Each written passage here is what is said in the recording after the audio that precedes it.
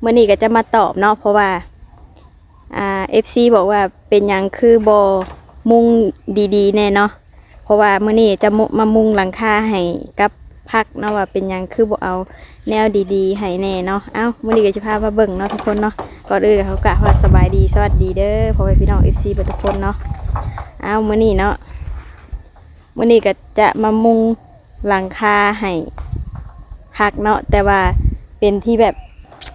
เอาแบบของง่ายๆเนาะทุกคนเนาะที่ว่าหลายคนถามมาว่าเม่นมาเนาะว่าอ้าวคือบอกเอาแนวดีๆเนี่ยมุ่งนะนี่คืออันเอาแบบนี้เนาะต้องมุ่งให้มันดีๆเนี่ยคืออยากบอกว่าเป็นภัยแน่ที่บ่อยากได้แนวมันดีๆเนี่ยเนาะแต่ว่าอันนี้เฮาก็บ่ได้ใส่เงินหลายเนาะในการที่เฮ็ดอันนี้ก็คือไม่ไผ่หรือว่าไม่อันนี้เขาเอิ้นไม่ช่างนี่เนาะไม่สังไผ่เนาะอยู่บ้านสิเอิ้นแต่ว่าบางคนก็เอิ้นไม่ไผ่เนาะอันนี้ก็คือไปเอาอยู่ในนาของเจ้าของเนาะไปตัดเอานาของเจ้าของส่วนรักหัวนี่ก็ตัดเอาในนาเจ้าของแน่เนาะแล้วก็สั่งเอานิดๆหน่อยๆเนาะที่มันบ่พอนะมันใส่ใจโบราณนะทุกคนคันสิเฮ็ดมุ่งอย่างเฮาวัดใส่ใจหลายเฮาวัดเงินเฮาก็จะบ่พอแบบนี้เนาะก็งบของเฮาค่ะนะงบของเฮาบ่หลายก็เลยเฮ็ดแบบง่ายๆแบบนี้พอแบบมันมุงอยู่กับพอเนาะนี่เบิ่งสีจะเอาให้เบิ่งเนาะนี่เนาะแบบใดก็คือแบบนี้เลยไม่ไผ่ยาวๆแบบนี้เลยเนาะทุกคนเนาะก็จะเฮ็ดเสาก็คือแบบไม้ธรรมดาเนาะไปตัดเอาในป่านี่เนาะป่าข้างบ้านของเจ้าของเนาะไม้นี่ก็เฮ็ดแบบลักแบบนี้นะทุกคนพอแบบว่ามันมุงอยู่เนาะเพราะว่าเห็นเขาเจ้าเฮ็ดกับลักแบบนี้แหละง่ายๆเนาะบ่ต้องใส่งบหลายเนาะเขาก็จะมุงเพราะว่ามันจะเข้าสู่หน้าร้อนอีกเนาะแล้วก็เฮ็ดเพื่อไว้หน้าฝนที่เขาปลูกเพราะว่าหน้าร้อนแล้วก็หน้าฝนนี่มันจะเป็นราคาเนาะผักเนาะผักส่วนหลายจะเป็นราคาอันนี้ผักบุ้งเนาะนี่เนาะผักบุ้งไอที่เห็นอยู่กับผักสลัดเนาะอันนี้เขาก็เก็บทรงไปแล้วเนาะมันก็จะโล่งๆเนี่ยเนาะก็มีบอลเป็นจุดเนี่ยนี่เห็นไหมทุกคนอันนี้คือนานผักบุ้งอันนี้คือผักสลัดนี่เพราะว่าช่วงประมาณเดือนมีนาเมษาเดือนพฤษภาช่วงมันห่อนๆนะเนาะมันปลูกก็จะโบงามเนาะก็เลยต้องมุงแล้วก็พอดีมุงไว้หน้าฝนเลยเนาะนี่ก็พอดีมุงไว้นี่หน้าฝนเลยเพราะว่าหน้าฝนนี่ก็คือจะปลูกบ่ได้คันบ่มุงมันเนาะทุกคนเนาะมันดินมันบวมมันอย่างมันก็มันบ่งามมันก็ตุยเอาซื้อเนาะก็เลยต้องมุงนี่ก็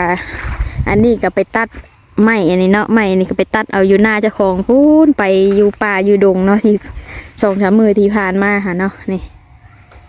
ไปเอามาประมาณ2 คันรถเนาะเพื่อมามุงนี่นะแบบง่ายๆเด้อสมเจ้าใส่งบบ่หลายเนาะไม้ก็ไม้หน้าของเจ้าของเนาะนี่ก็จะเห็ดประมาณนี้เนาะนี่แล้วก็ไอทีมุงเขาก็จะมีแบบเป็นนั่นเนาะส่วนผ้าที่เขาจะมามุงก็คือเป็นผ้ากองแสงนะทุกคนเนาะเขาก็มามุงไว้แบบนี้เลยนี่เขาก็จะเห็ดอยู่ประมาณนี้อันนี้ก็ต่อไปกับบ่ฮู้ว่าจะขยายอย่างอีกบอแต่ว่าเขาเห็ดบอลนี่ก่อนเนาะเอาบอลนี่ให้รอดก่อนมันก็กว้างอยู่บอลนี่กันเนาะอันนั้นกับบ้านทั้งนั้นกับคอกไก่ลงไปทางนั้นกับน้องปลาทั้งนี้กับสวนผักนี่ผักเขาจะพาให้เบิ่งเนาะนี่ที่จริงตอนเช้ากับโคตรหน้ามันอยู่เนาะแต่ว่ามันลมแดดอีกแล้วก็ลมอีกมันนี้มันก็เลยแบบแห้งๆเนี่ยเนาะนี่มื้อเช้านี่ก็โคตรอยู่อันนี้พอเก็บส่งแล้วเนาะส่วนตัวนั้นหากระปุกนี่2 อันนะหากระปุกมันกำลังแตกขึ้นมาเนาะเห็นปะมันกำลังงามขึ้นเดี๋ยวจะพาไปเบิ่งอันสลัดม่วงเนาะที่เอาลงใหม่นี่ทุกคนนี่อันนี้เขาก็ไว้เป็นเห็ดพันธุ์มันเนาะนี่อันนี้พักอันขึ้นช่ายเนาะนี่กำลังปลูกใหม่ๆเลยนี่เนาะแต่ตัวนั้นงามได้ทุกคนนี่พักขึ้นช่ายเริ่มจะงามแล้วอันนี้สลัดกรอบเนาะส่วนอันนี้สลัดม่วงทุกคนเห็นปะสีเละๆดำๆนะเนาะคือสลัดม่วงเลยเนี่ย เนาะเห็นเลยมันกำลังจะอันนั้นเนาะอันนี้ส่วนสลัดเฮากับประมาณนี้มื้อนี้ก็มีคนงานเนาะมีคนงานมาช่วยเฮ็ดเด้อมื้อนี้เฮาก็หยิบจับไปซั่นแหละเพราะว่าเฮาก็ตอกบ่ถึงเนาะมันสูงนี่ค่ะมันต้องเอาผู้ชายตัวสูงๆเนี่ยมาเนาะนี่เลย